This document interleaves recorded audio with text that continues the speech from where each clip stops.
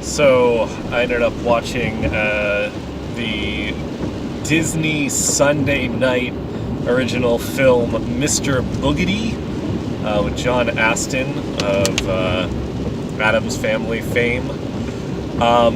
And you know, it's a Halloween, you know, kids film.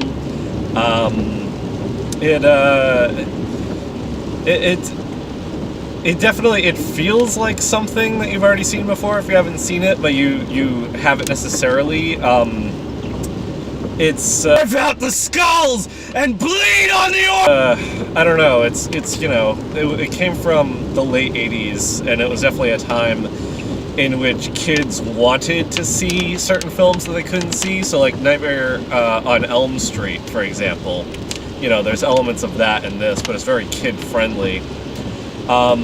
Effects look cool. I mean, feast on the entrails of the innocent! Low budget, you know, sort of effects, but they're good.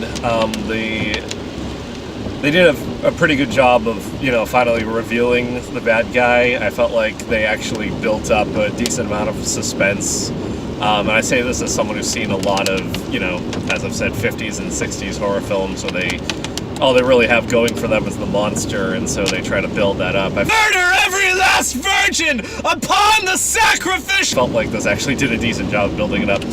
Ultimately, I mean, it's whatever. You know, it's something that most people look back fondly on, nostalgically. It is lighthearted. It is very much from a kid's point of view. Killed every last one until they were dead.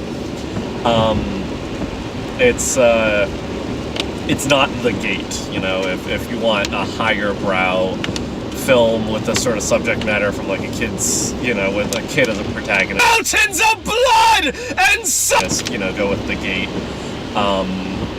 But you know, I can understand why people would look back on this fondly.